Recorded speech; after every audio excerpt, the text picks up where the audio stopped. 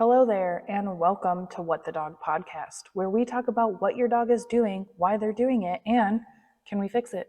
My name is Katie. I am the owner and trainer here at For Pete's Sake Dog Training, and we are going to keep things pretty nice, quick, to the point in this podcast for you because you are a busy pet parent. So let's get to it.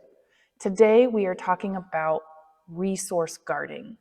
And if you have a dog who doesn't resource guard, I strongly encourage you to still listen to this podcast because there are things we can do to prevent resource guarding in the future. And resource guarding is not a behavior that dogs either have or they don't. They can develop resource guarding at any time of their life. And sometimes it's hard for us to know what life events can be triggering to start resource guarding. With that being said, if you do have a dog with resource guarding issues, I strongly recommend that you reach out to a certified dog trainer in your area. You can reach out to me. We can do virtual stuff together as well.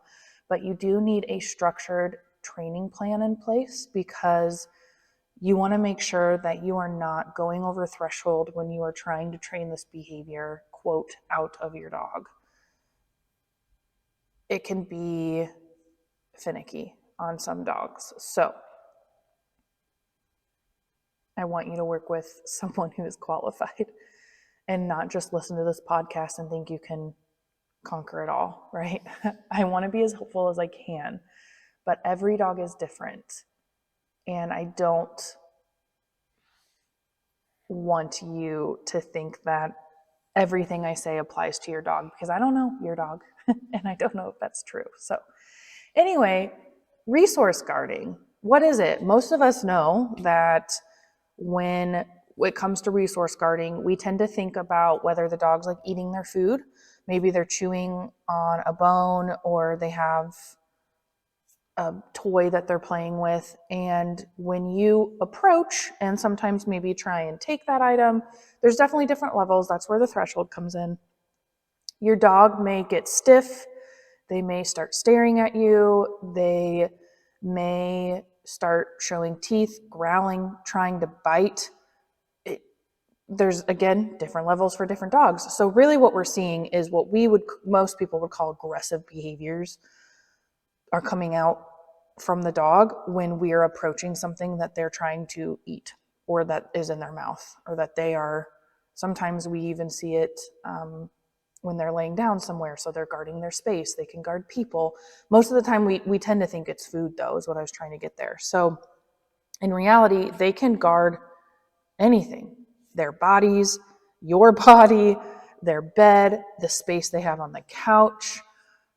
It is infinite, the amount of things that a dog could guard. The reason why they guard is because there's something triggering them for their survival. It's putting their survival at risk. And when we think about dogs and why they react or behave certain ways, it tends to all come down to their survival. And even though we say, yeah, but they're in this house and I'm providing food for them and they don't have any outside threats, like what a dog finds threatening just depends on the individual dog. It's just like people. What people find as traumatic are different for different people and different levels. So it really just depends on your dog. And that's one huge reason why it can change over time, because as our dogs get older, they sometimes start, or I should say usually, start to feel more things in their body that makes them less confident. So they have arthritis, hip problems, digestion problems. Sometimes masses are growing inside that we don't know about and it's putting pressure on their organs. Sometimes they have neurological things going on. Maybe they can't see as well, they can't hear as well. We don't know. There's again infinite amount of reasons as to why a dog may now feel that their survival is at risk. And sometimes it could also be traumatic experiences where if a dog has come from the rescue world and it has traumatic experiences in their past of not having a stable life at home, meaning they've bounced around between shelters and rescues and different owners, they can just start to be extra sensitive to change and they can start to resource and guard things around them that they value. They value that thing. And it could be a person. It could be their bed. It could be their leash. It doesn't matter, right? It's something that is consistent and that they value and that they don't want to lose. They don't want to lose that thing. They don't want it taken away. They don't want any other outside source to potentially affect that thing leaving and that they lose it. And like I said, this can develop at any time in a dog's life. So what I want to talk about are things we can do to help with training. Again, please, if your dog's a resource guarder, seek professional help as well. Could be myself or someone in your area. But also, if your dog is not resource guarding, what are things that you should be looking for? And then how can we actively train to prevent it, right? So when it comes to how a dog's brain works, you have probably heard this before. It's all about routine and all about what comes next, an order of operations, if you will say. So one example that is I do not recommend on the resource guarding factor, especially when it came to a dog's food bowl, is we were told, oh, while a dog's eating, you need to come up, you need to touch them, you need to reach down, sometimes grab their bowl, mess with their food, put it back down. You need to do all these things to get your dog used to, and quote, comfortable with you being around them during food time. However, now some of you may say, yep, that's what you do and it works. It works. I question if it really works. So you may not have physical issues, but you may also not be looking at their body language. So when my dog Pete eats, he isn't very wiggly. He just kind of stands. His tail doesn't move that much. And I've noticed though, while he's eating, if I move around, he definitely is aware of where I'm at. I don't have quote resource guarding issues. I'm going to say quote a lot because most of the time when I say quote resource guarding issues, it's what the general public sees as resource guarding issues. He does not react towards me when he's eating. However, I notice that he is aware of his surroundings while he eats. He's in a vulnerable state. He's eating. That's something he needs to survive.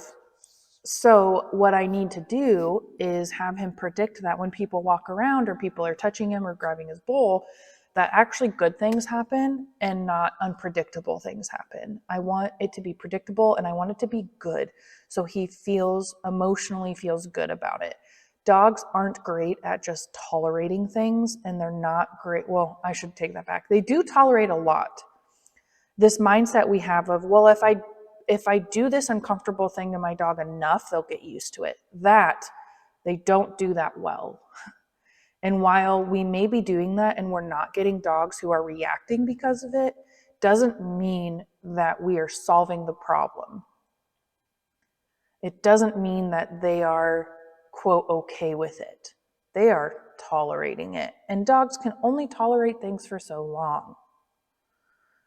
So, what do I want to do instead of just grabbing their bowl and putting my hands in it or even touching them while I'm around? First of all, I don't really like to get that invasive while my dog is eating anyway. But what I do, and I actually just put a big video about this on my Patreon page. So if you want visuals and more details about this, I strongly suggest you become a member. And it's $10 a month, guys. It's not that much. And you can see this video. But I use a high-valued treat, and I have the process, depending on when my dog starts to stiffen up, that's when I'm going to start. I want to predict that when I walk up to him, he gets something high value, something good happens, and it's predictable. And then I can start to work towards the bending down in his area, picking up his bowl, touching his bowl, right? You have to start small. You can't just reach in there and do it. So it's all about when X happens, which is someone's approaching me while I eat, then Y always happens next. And Y is good. So I feel good about what happens next. We're thinking about the emotional side of our dog in this process. For so long in dog training, we strictly have been looking at the physical what on the outside is happening and determining that that works because it has changed a behavior or it doesn't cause a behavior, whatever it may be. On the outside, it looks like it works. In the past, like 5 to 10 years, we've really been diving into the psychological point of training. Is it actually good, right? So just because you do something and you feel like, well, that stopped my dog from doing what I don't want them to do, did it actually work mentally? Is it only working on the outside? Is it only working physically? Or is it working both mentally and physically? And that's what we're doing here. We are making sure that what we are doing is working both physically and mentally. We are physically preventing resource guarding or changing their mindset to stop the resource guarding. And it is emotionally positive. It is not emotionally negative, right? So I want to high value pair that with while they're eating. The other part of resource guarding is that we tend to think about, like I said, is when they're chewing on something, a bone, a chew toy, whatever it may be. And let's say they have a soft, stuffy toy that they're ripping to shreds and they love ripping it up, but you're like, oh, you're making a mess and I want to take this away from you. Or you might start to eat it and I need to take this away from you. Or for my dog who's older and has had teeth pulled, when he starts chewing on bones, after a little while, his gums start to bleed a little bit. So I want to take that bone away because he'll just keep chewing it, no matter how much his gums bleed. Very similar, predictable pattern when X happens of human approaches me while I'm chewing a bone or ripping something up, then Y happens, and it's not so bad. It's good. And that's trading. I will trade. I will grab some treats, and depending on the item, I may have to up the value. I may not. Sometimes I could probably just grab his kibble and that'd be fine. And I throw it off to one side. He goes to get the food, and then I can pick up what I need to pick up. I trade. Because then I'm not having that mindset of, I don't know what's happening next, and I might lose out on this thing that I have that I really, really, really, really like. And then in the past, they've taken it away, so I'm going to protect it. That is straight up how you would get resource guarding issues to occur later on, is if you just start taking things from dogs. So I want you to trade whenever you need to get something, out of your dog's mouth. Whether it's dog appropriate or not dog appropriate, I want you to trade. The other part I see a lot is that when people say, oh, my dog is notorious for grabbing socks, then go into training and work on leave it cue when socks are around. There's management involved of, can we keep our socks picked up, right?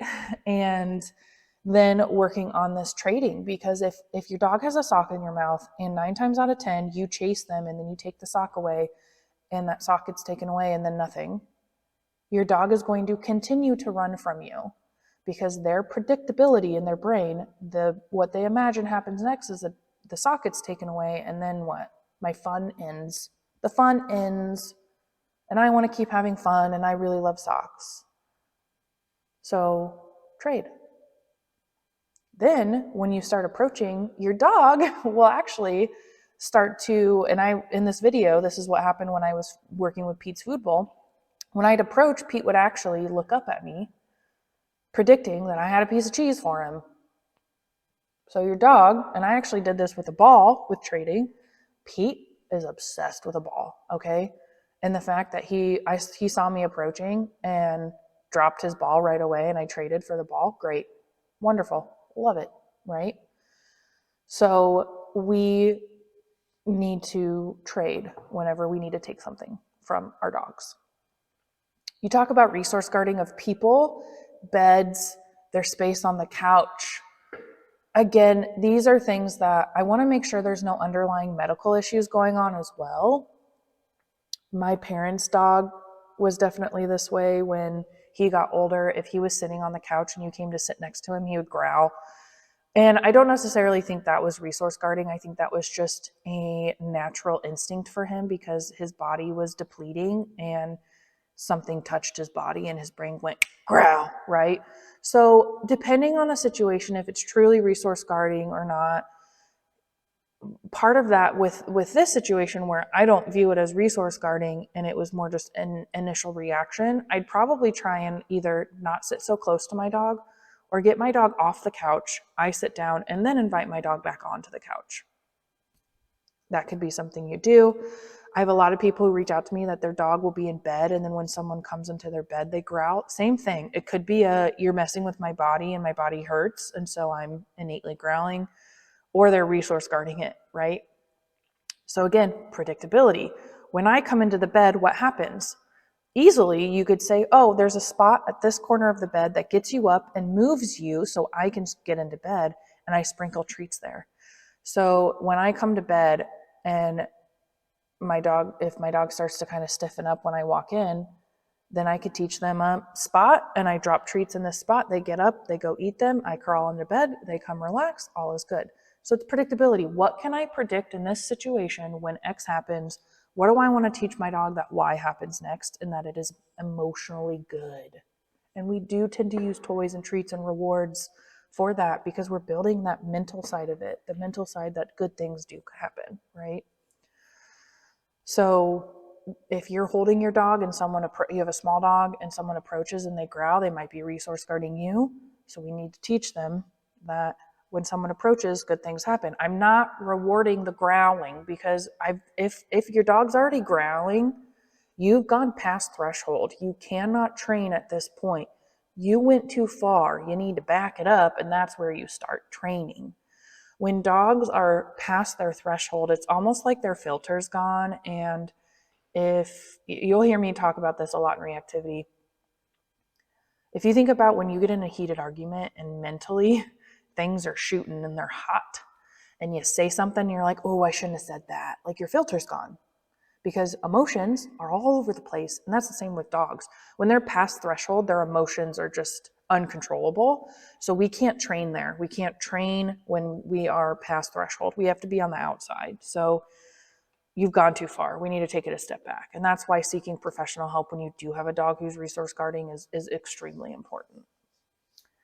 So I don't take that very lightly. Resource guarding is a big thing, and there's plenty of things we can be resource guarding. But like I said, there's plenty of things that we may see as aggression, and it's simply that your dog has a medical issue going on. So we want to make sure that we are very open. We're going to our vets. I honestly, like most people, just go to the vet once a year if they don't need to, in between if their dog's not injured or anything like that. And especially as your dog gets older, I highly recommend 6-month appointments at least, because I'm not a vet, so take it with a grain of salt, I guess. But blood work is huge. I do Pete's blood work every 6 months just to see if anything changes. But you want to make sure that your dog is nice and healthy and there's nothing internally going on. And then also you can have those conversations with your vet. Hey, I'm starting to see this as a change of behavior. And they could say, oh, okay, let's do more diagnostics, or you might need to seek with a behavioral consultant or trainer, whatever it may be. So it's just nice to have talking to professionals about what's going on with your dog as they get older. But that's a whole other thing. I'm not a vet. I'm a dog trainer. But there are a lot of medical issues that cause behavior changes in dogs. That's why I bring it up.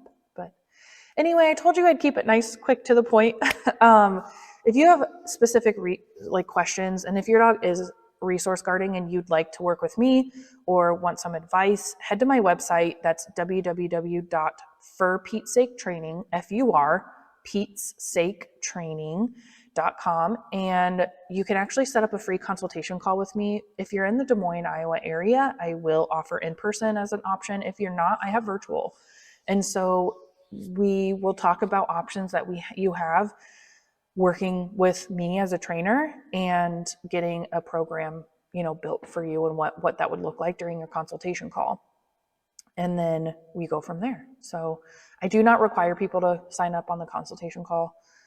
That's just for you to gather information about my training techniques and what a program would generally look like for you, and then the price. I also do have, like I mentioned earlier, my Patreon page. It's a membership program, and today I did post some visuals of trading and resource guarding prevention at the food bowl and what that would look like. So if that's something you're interested in, go to patreon.com/forpetesake, and you'll be able to purchase a membership. You can view my page for free, And then I have two different memberships, but the $10 a month membership will give you access to the training videos that I post on there.